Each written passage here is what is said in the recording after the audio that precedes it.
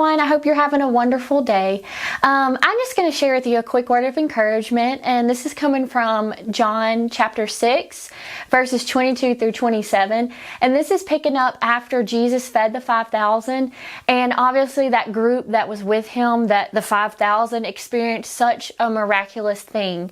And while they were there, this group kept pressuring Jesus and asking him to show that he's the earthly king and that he would take over and get rid of the Romans. And so a lot of that group were really wanting him to show his miraculous power again, and in an earthly way though. And so when I continued reading after he fed the 5,000, I just thought it was really interesting. So I'm going to read this and talk a little bit more about it. So in John chapter 6, verse 22 through 27, it says, "The next day, the crowd that had stayed on the far shore saw that the disciples had taken the only boat, and they realized Jesus had not gone with them. Several boats from Tiberias landed near the place where the Lord had blessed the bread and the people had eaten. So when the crowd saw that neither Jesus nor his disciples were there, they got into the boats and went across to Capernaum to look for him. They found him on the other side of the lake and asked, 'Rabbi, when did you get here?' Jesus replied, 'I tell you the truth, you want to be with me because I fed you, not because you understood the miraculous signs. But don't be so concerned about perishable things like food. Spend your energy seeking the eternal life that the Son of Man can give you. For God the Father has given me the seal of his approval.'" And so I really liked this because I feel like I know me and my heart can be in the way that those people's hearts were.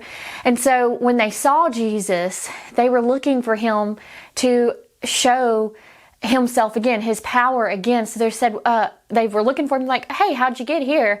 And first off, Jesus, this is right after he fed the 5,000, then he went and prayed, and the disciples were in the storm, and Jesus walked on the water and then got in the boat with them, and then they appeared across on the other side. So they're like, "Hey, how'd you get here so quick?"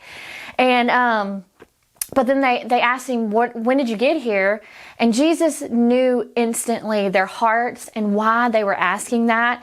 And it was cool that Jesus didn't answer them the way that they thought he would. Instead of telling them about why he was there, Jesus told them why they came. He told them their hearts. And he said, "You just want more food."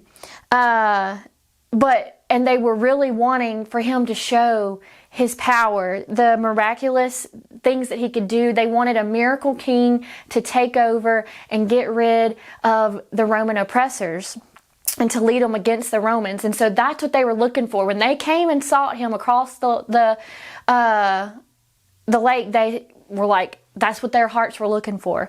And so I was reading a commentary on it, and I liked this, what they said about this. They said, "Often we can learn more from understanding the reason we ask God a question than from the answer to the question itself." And so if Jesus were to answer that question they asked, they wouldn't have learned as much from that.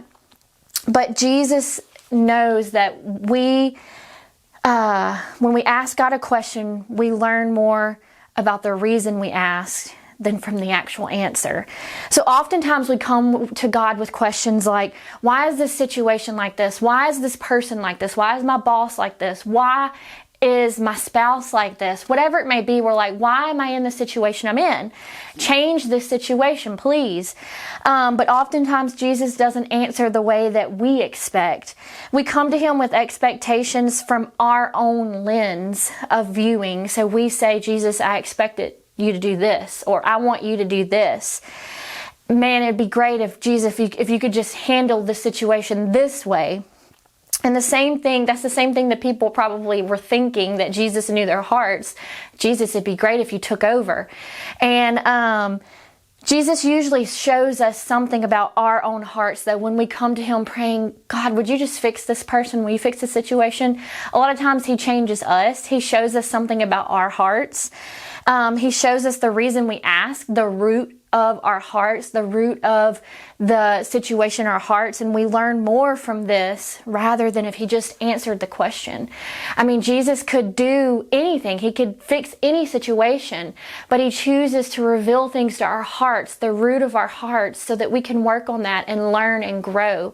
And so I know a lot of times when we're in situations like that we don't understand, we need to examine ourselves, examine our hearts, and say, God, what are you trying to do in me?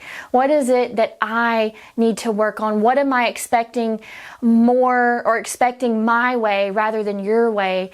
And we need to let God work on it and let him do what only he can do.